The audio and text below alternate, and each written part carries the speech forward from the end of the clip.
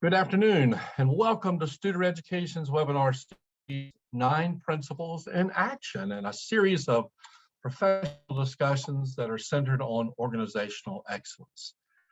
Here we center our work on purposeful and innovative designs to just create better workplaces.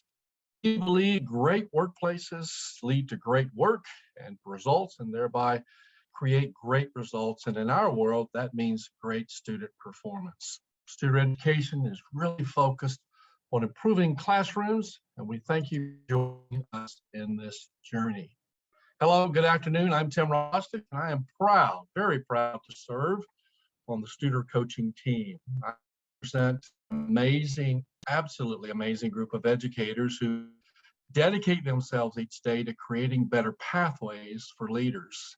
My service as an educator of 36 years with 12 years as a superintendent of schools has provided me with rich experiences and great insight. Even in my failures and my successes, I have learned a great deal, and I'm pleased to be able to share some of that with you this afternoon. And I'm pleased to represent my student colleagues today and share a few experiences that I've gleaned from them as well. And I hope today's discussions will just help you reconnect to your purpose as a leader in a reflective way. Thank you again for joining us. So let's talk about the elephant in the room. And let's just face it. The great pandemic has altered the entire course of education, and in ways that we just simply, absolutely could not imagine. You know, in March 2020, I remember this, the World Health Organization declared COVID-19 a disease. So let's fast forward to 1 year later. The Yale Journal of Medicine in March of 21 shared it's been an emotional time marked by startling accounts of new cases and deaths that multiplied rapidly. And now we find ourselves in March of 2022, and things have changed drastically. Schools across the nation have been impacted, and education itself changed significantly. The way we did things before just simply will not work in this environment. And even as the environment changes, the world changes, and education and leadership challenges change as well. And leaders across the nation have experienced great challenges, and some are absolutely the greatest challenges of their leadership career. You know, Awesome shares with us shifting mindsets and behaviors. Wow. That is the core continuous improvement journey. And think through this with me. The past 2 years have been challenging to leaders to be more flexible, more adaptable, and that often means just shifting the thoughts of others at the same time building community. And when we think about community issues or school issues or even geopolitical issues, those all have impacted our work over the past 2 years. Today, we'll examine that continuous improvement journey. We'll talk about mindsets, and we'll talk about those behaviors, and we'll examine really some significant leadership concepts that really allow us to enable our own superpowers to positively affect the educational world in which we work. And as we talk through that, be thinking of your work as a professional leader. Be thinking about your impact as a professional leader, and be thinking about this mid-year time frame we're in. It's a really, really good time for us to refocus and garner what we need to change both in management and in leadership. Let's talk just a little bit about that. So, I think mid-year, it just is that great time for us to reflect. And it's an excellent time for school leaders across the nation to reflect on progress made toward those goals. Remember those goals that we set at the beginning of the year, maybe sometime in June or July of last year, August at the latest, where we said, here's what we want to accomplish in our work this year. You know, in the pre-pandemic world, change was relatively stable, with you and I controlling much of the message. And in this COVID world, often change comes drastically, it comes fast, and with many of the decisions that we have to make really resting outside our own control.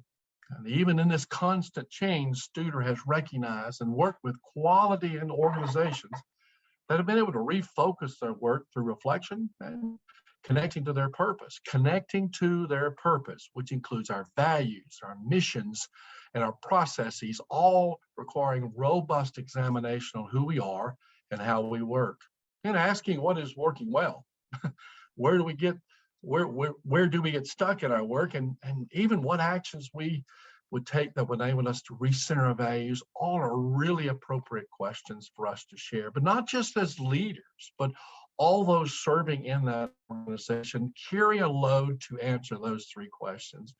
And Deming shares with us an organization of 500 people makes 4 million decisions a day.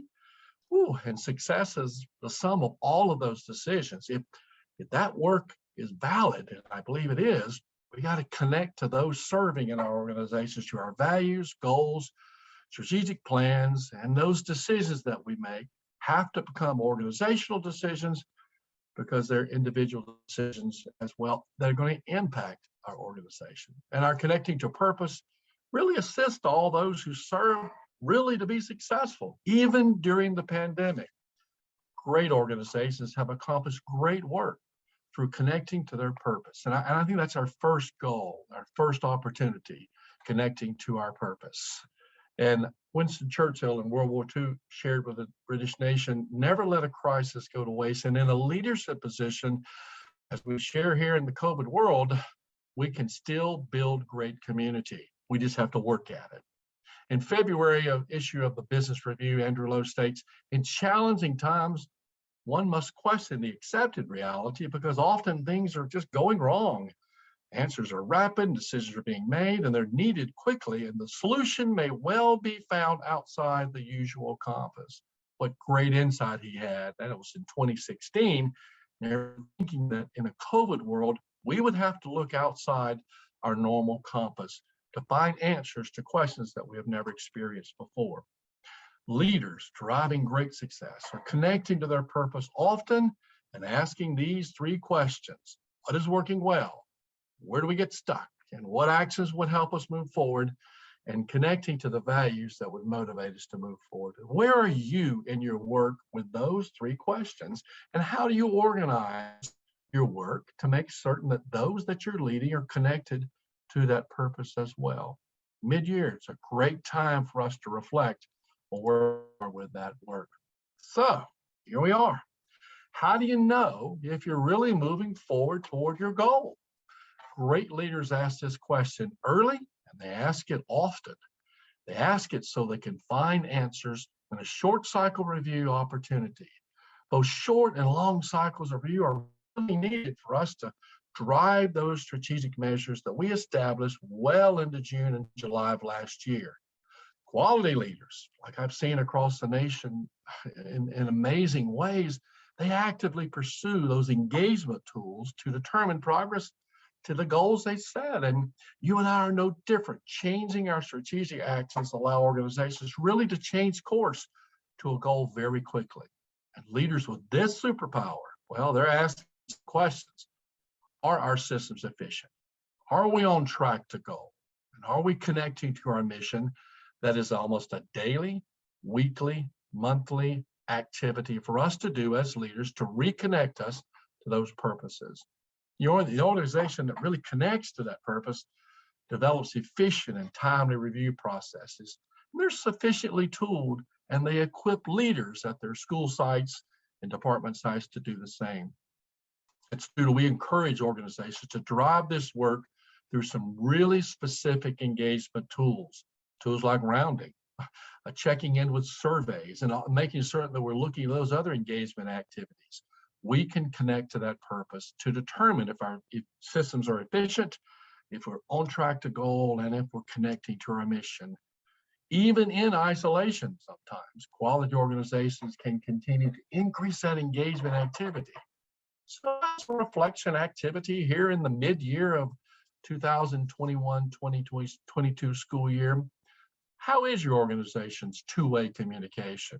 What does it look like coming from those you serve? How are you cascading your information back down to them, and vice versa? And are you and your organization really connected? And the question I ask partners all across the nation, how do you know? How do you know that you're connected? And what evidence can you demonstrate that you are? And then lastly, how are you engaging those that you serve, whether it be teachers and leaders, parents, students, community members, those who have invested their work into this work of making certain that we have high quality schools. Are you headed to the right goal? And are you making great strides to make sure that goal is measured with your mission? Janet Pilcher and Quint Studer wrote in Maximize Performance, leaders working alongside, engaged in open, honest, and transparent dialogue with their teams are able to harvest wins and collectively determine actions needed to get better and better. And there's the key. Connecting and being engaged allows us to refocus those that serve with us to our why. And in education, our why is always the betterment of students, and it should be. An organization that employs those engagement skills is well connected, well their mission, and well tooled to change and strategies as we walk through the year. I firmly believe that better workplaces create happier employees, and happier employees create better students. And in the end, an employee engaged and focused on this mission is not as easily distracted by all the noise that's out there. I think they can best focus on making certain that they're taking care of the missions in front of them, educating students. You know, without quality tools to measure our progress, we work in this void of inefficiency and without purpose. And it's true, we connect through those rounding pieces, through surveying and those engagement activities, and we can make certain that we are making connections to those we serve to make sure our values are displayed in our work. So what does that look like? Well, how are we communicating your why? Do those who serve understand our why? How are our actions living our values? And what does your leadership actions look like reflective of those values? Are you displaying them positively, or is it time, like I've had to do, is to reconnect to those values to make sure that we're connecting to those we serve in a positive way, in a way that's really going to motivate, move them, and make certain that we put our efforts, best efforts, to engaging children in a positive way. What do your values look like, and how are they connected to your work is a great mid-year reflection. And I challenge all of us to do that now. So when we talk about values and we talk about culture, well, what do values do? When you consider action planning to accomplish our goals really makes us connect to our values. Organizational values really provide that compass for each of us to serve and encourage servant leaders across the world to use their own true north to engage in that strategic actions with purpose. Our values align to the organizational values, and we work together to make sure that we effectively change and are successful. But most important, these values drive our actions. These actions are meaningful because they're owned by those who are serving, and a leader certainly displaying those values really challenges others to serve likewise. And are we mindful as leaders of what that looks like to those we lead? Joanne Sternke celebrates this message by saying, small moves as a leader builds commitment by understanding the heart, then the head, and finally the hands. In other words, our actions are connected to what we believe, and that's a powerful mechanism for re-engaging here at this mid-year time frame. And leaders with this superpower, they're continually connecting organizations with these values and developing that positive culture. Those that are invested in the success of individuals and those who are invested into the organization itself. What does that look like? What does it look like in your organization, in your school district right now? Well, let's think about that. I love this piece of work here by Peter Sands. Thinking about it, in essence, improving our schools requires you and me to improve those relationships, those individuals we serve. And culture is all about relationships. And this work is heavily focused on how we interact with others. Great relationships create great environments, and as we said before, lead to a great culture. And great culture fashions connected employees, and connected employees work with greater satisfaction. And Sands really drives it home, of course, when he says, if you want to improve a system before you change the rules, you got to look at the way you interact with people. And that's a powerful piece of our work here mid-year. What does that look like inside school, inside your school district, right? Most importantly, how do you know? How do you know? Communication is two-way, has centered on great relationships, and leaders engaged in this work really do make a difference. I love Deming's piece of work here. A bad system will beat good people every time. Where is your system right now? And how are you engaging those that you serve in a positive way to create great culture, to create great learning processes?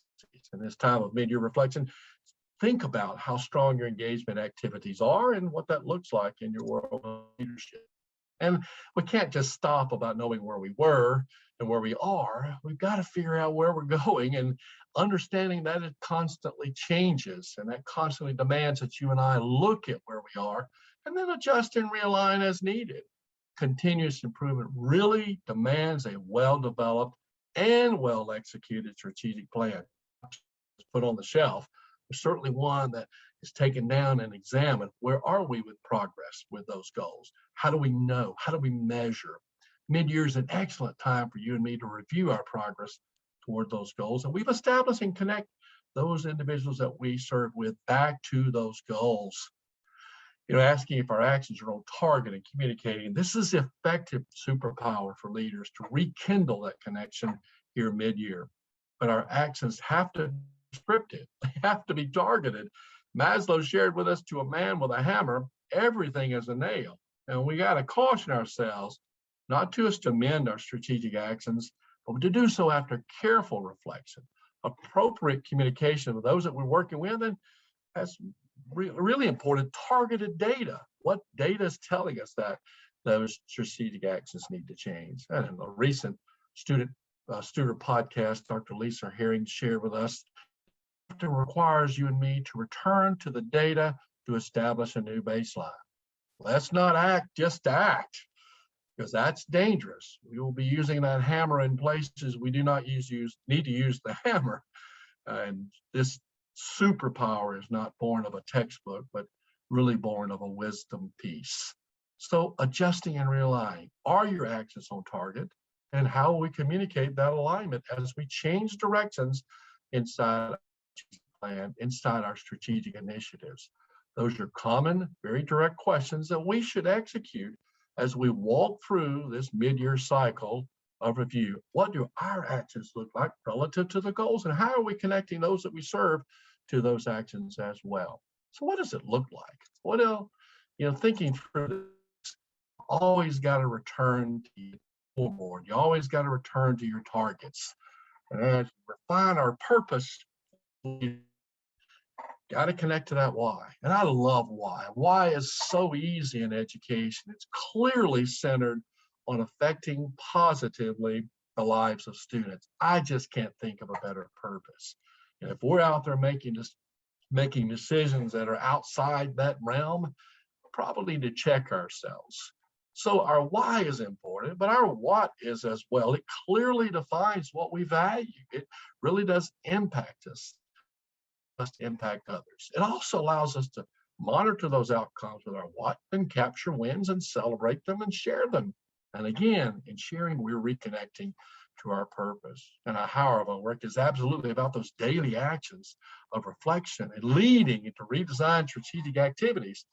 When student partners with those who are engaged with that, we develop specific tools to accomplish our what. And as we cycle through these progress reviews in mid-year, always begin and end with the why. And I challenge you in this mid-year time frame, what that looks like is so important. So I challenge you to look at where you are, where you're going, where's your why, what is your what, and how are you getting there, and make certain that you can reconnect to that. And I'll share with you through leadership experience, reconnecting at this time of the year really does help rejuvenate, refocus from the boardroom all the way to the classroom. So what does it look for you? Well, there are multiple ways of engagement, and student represents multiple ideas of how we can do this work. And I challenge you to examine how you're engaging those that you serve, whether it be in the boardroom or your department work or your school work or your community work.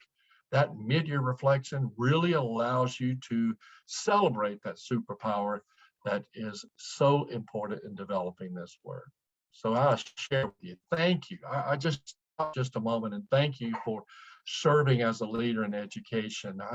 I think leader reflection is the greatest superpower of all. It is the one that all of us need to exercise more often, and we need to be intentional in that work. And in our reflection, I can note where I need to be a better leader. And I hope these thoughts today have been just a reflection on you, challenge you to think through where you are and where you're going as a leader in our world and organizations today. This 9 Principle in Action is a series of topics designed to engage leaders in reflective thought. And I'm so excited you're here with us, and I hope your participation today and your thoughts today will help you reconnect to your superpowers. You see, I truly believe those superpowers are just always in us. We just need to reconnect to them. And sometimes I, as well as you, have to refocus our efforts to make sure that this is our goal, our purpose, and our why as we walk. I hope you've enjoyed these thoughts and I hope your takeaways are useful as we walk into 2022 and beyond.